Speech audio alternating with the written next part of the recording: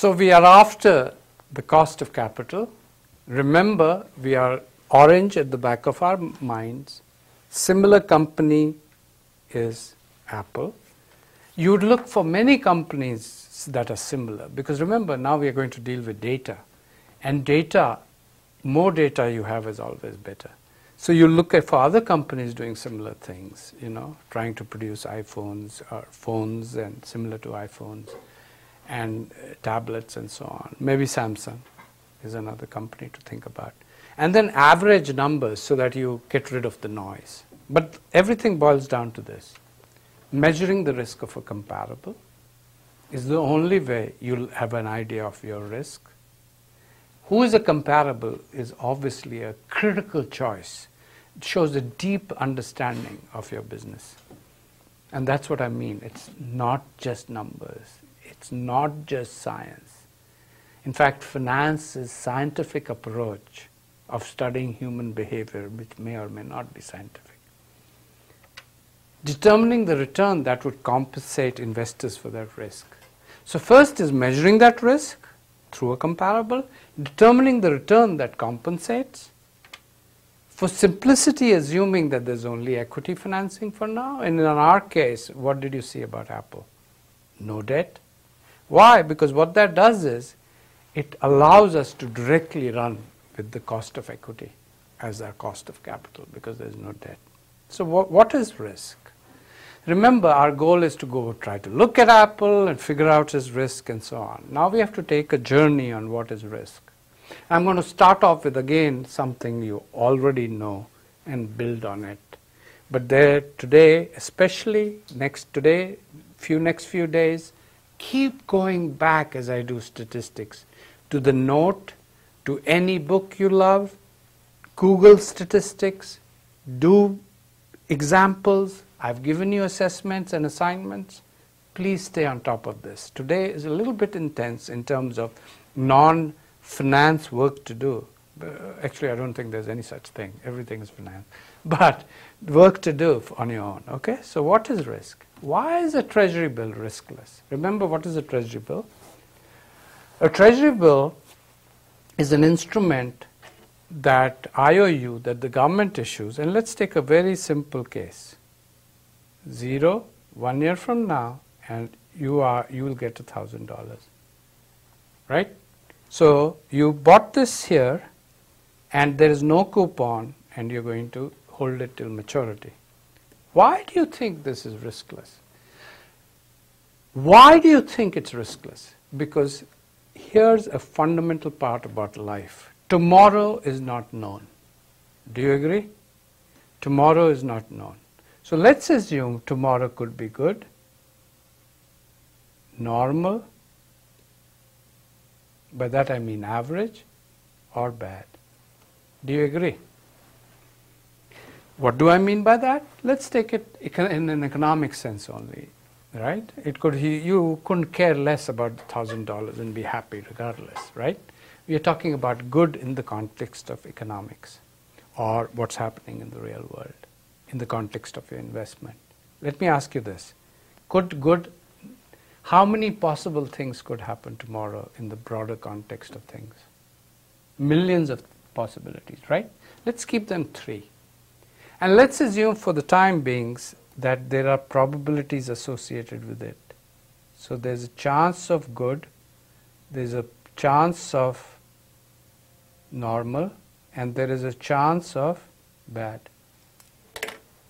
Does everybody recognize that there is a certain probability that a good things could happen tomorrow, certain probability things could be same as normal, average, certain probability that thing. If these are the only 3 probabilities, how much would they add up to? Simple, we haven't even gone in statistics. They'll add up to 1. You have to exhaust all possibilities when you're thinking of a scenario in the future. And we have made it simple, just 3. Let me ask you this. Does anyone have control over these things? Does anybody have control over these things? No. That can be a reflection of the fact that life just goes up and down. Maybe us collectively have some impact on it, but no single individual does. So I'll call these states of nature. And that's what we call them, states of nature. And please remember that these states of nature, these chances of things happening, have very little to do with your control over them. But why is a treasury bill riskless? Because you believe this $1,000 will be on your doorstep, whether the world is good, normal, or bad. Why do you believe that? Because you believe the government will pay you $1,000 regardless. So you see the perception? Everything is truly perception. You believe that the probabilities have been made irrelevant. In other words, what's the probability of this happening now? 1. So you in your head have convinced yourself, or we collectively, which is even more powerful, we collectively believe the government will pay. So what is the risk of this? Nothing, if you hold it till maturity. This is very important. Do you understand what I just did? I hope you did. Is that the world is going to change, but the $1,000 is not. Therefore, it's riskless. Our fear about risk, look how hypocritical are we. Our fear about risk is not usually the upside, it's the downside. So whenever things go down, we say, oh, things are bad. If things are going up, it's still changing, but we don't call it risk. Anyway, that's just a side silly show. Okay. So let me ask you this. What about an identical bond issued by an average corporation? Now, it turns out treasury bills, which are zero coupon bonds, are not issued by corporations. They issue coupon bonds. That's just a matter of detail. At this level, I want to ask you this. Suppose this bond also promised 1 year from now $1,000, and today is 0. Same as this bond, 0, 1, 1,000. Let me ask you this. Do you think this bond is riskless? Average corporation, right? Chances are no. And chances are because you believe that good, normal, bad states of the world with the probabilities good, normal, bad matter now. They matter. Why? Because if things go bad, which could happen here if the economy is going bad, or which could happen even if the world is good, but somehow your company gets into some kind of a roadblock, right? Not every company failed during the crisis, right? So it could happen for whatever reason that you do not get the 1,000. You get only 500, or you get 0, whatever. That is risk. So what have you done? You have this $1,000, in spite of the real world being identical, this $1,000, you convinced probability was 1. Now what have you convinced yourself? That the chances of getting $1,000 probabilities is less than 1. There is some chance that you may not get the $1,000. This simple example tells you what risk is. And risk is fundamentally this.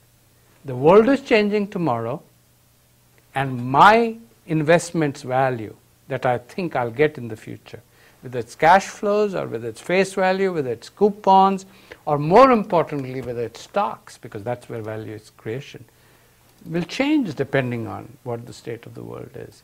And not knowing the future drives us crazy. And that's what creates our unease with not knowing. And not knowing is what risk is all about. Okay? So I hope everything is clear. What is the only thing I know today? One last comment. So suppose I knew $1,000 for sure a government bond, and let me say this was selling for 900. So I said, so government says, going 1,000, going 1 year from now, how much will you pay? And became in an auction $900, right? Now you ask yourself the question, suppose an average corporation issues an identical bond, how much will you pay for it directionally? It has to be less than 900. And the reason is why? Because that's how you take care of your risk aversion. Very important. You want a higher return from this second instrument. And the way you get a higher return is not by waiting for the future and hoping you get more money. You can't in this case, because $1,000 is the upper side. The way you do it is by paying less. What I want to do is introduce another concept, very simple, that there are two fundamental sources of risk. Remember, things could get better or worse in the future, except in the case of Treasury bill, the amount you're going to get paid, $1,000 future or now, is identical. In the real world, things do change.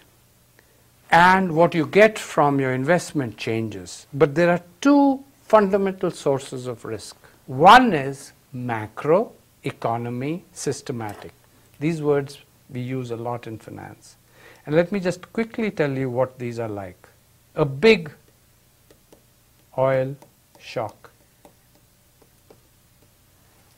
would I call a macro event. Why? Because it affects everything, right? There was a time when we weren't oil dependent, when a shock to oil we wouldn't have cared about, right? But now we do. What are specific shocks? So let's think about our company. Remember Orange we are trying to evaluate? Now it's true that even Orange will be impacted by a big oil shock or economy-wide interest rates, government policy and so on. But what is specific about things going up or down for the future of Ufone? Something specific could be something totally technology-based. And by technology here, I don't mean the internet, because internet has now become a macro phenomenon. I mean technology specific to your product. Right? So something specific. The most important specific source of risk is who? The management of the company. And this is a very profound thing, right? Because the management of the company is by definition largely affecting the company, is not affecting the economy. To think that you could change the world through your company is being a little too megalomaniac-like. Okay, so to give you two simple phrases. Some things that change your future economy-wide that you have very little control over, and some things that are more specific to you. Those are the two types of risks we'll talk about. But now when we come back, let's take a break. Now then when we come back, we'll get into statistics. But I just wanted to give you a backdrop of risk.